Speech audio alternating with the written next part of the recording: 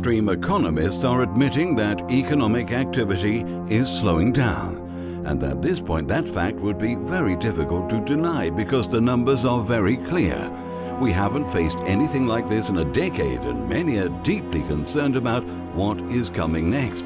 Will it be just another recession, or will it be an even greater crisis than we faced in 2008?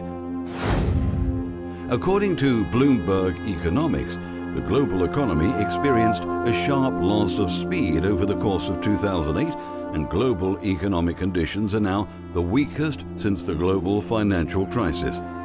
The global economy's sharp loss of speed through 2018 has left the pace of expansion the weakest since the global financial crisis a decade ago, according to Bloomberg Economics. Its new GDP tracker puts world growth at 2.1% on a quarter-on-quarter annualized basis, down from about 4% in the middle of last year. While there's a chance that the economy may find a foothold and arrest the slowdown, economists Dan Hansen and Tom Orlik say the risk is that downward momentum will be self-sustaining. This is definitely the worst condition that the global economy has been in since I started Epic Economist YouTube channel, and I am personally very alarmed about where things are heading.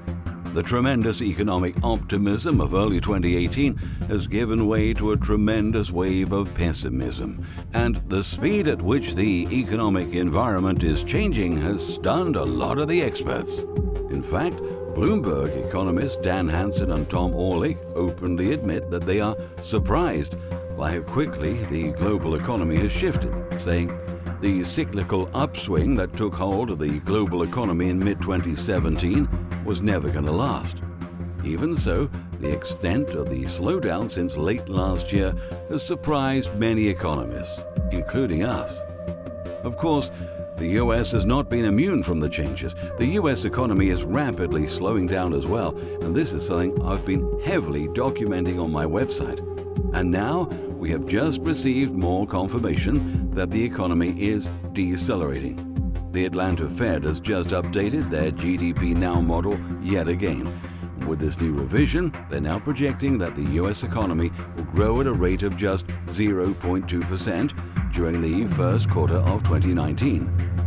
Moments ago, we got another confirmation of this when following the latest retail sales report, which saw a dramatic cut to December retail sales, even as January surprised modestly to the upside.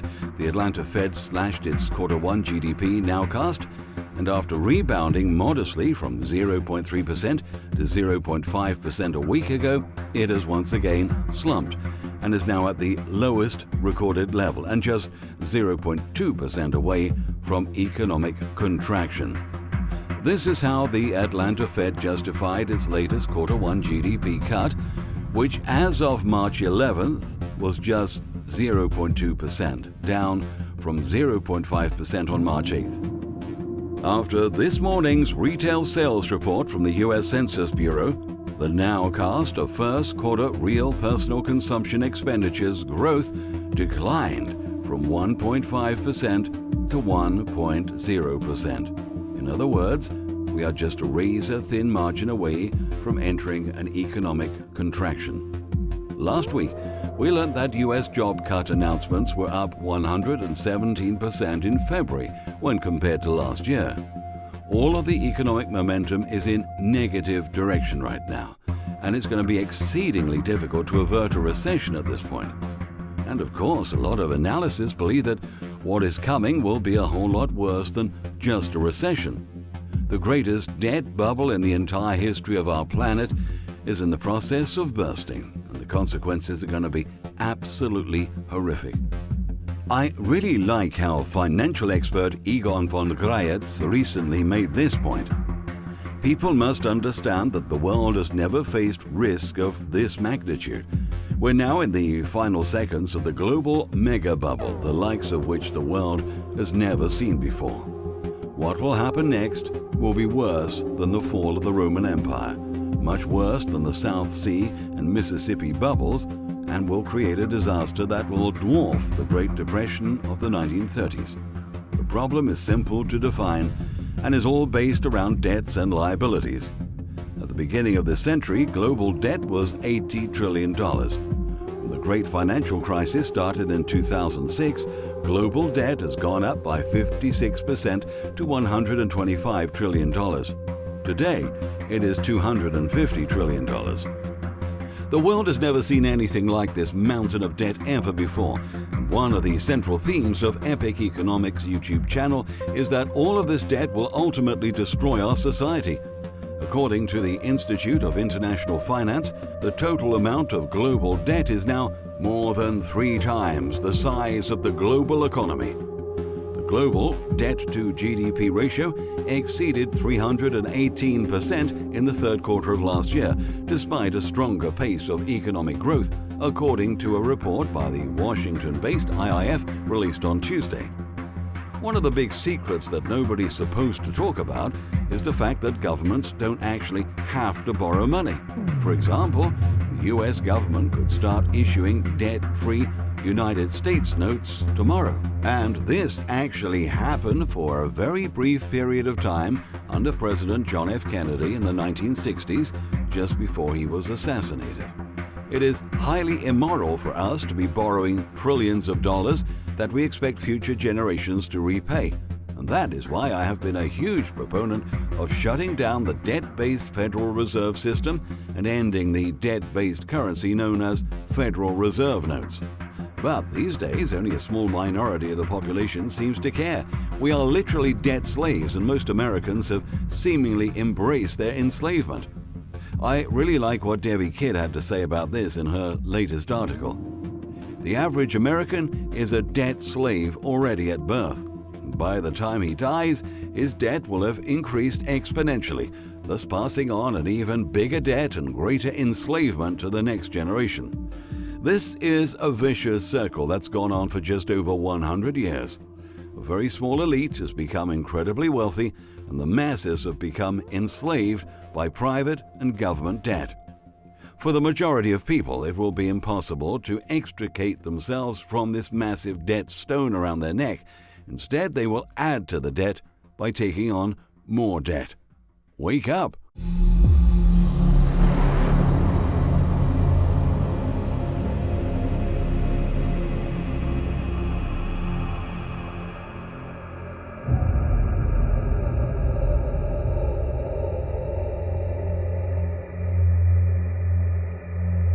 There is no way that a $250 trillion bubble is going to burst in an orderly fashion. Essentially, we are looking at the sort of apocalyptic financial scenario that I've been warning about for a long time. Most people have no idea that it's coming, and if people only listen to the financial authorities, it would be easy to get the impression that everything is going to be just fine. For example, Fed Chair Jay Powell just told 60 Minutes that the outlook for the U.S. economy is a favorable one. The following comes from Fox Business.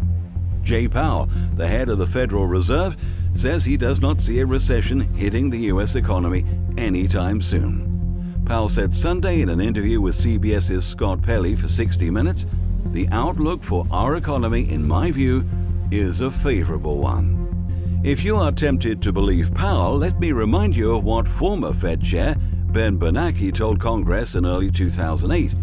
The U.S. economy remains extraordinarily resilient, the U.S. Central Bank chief said in answering questions after testifying before the House of Representatives Budget Committee. Bernanke added that growth will be worse this year. "We currently see the economy as continuing to grow, but growing at a relatively slow pace, particularly in the first half of the year," he said.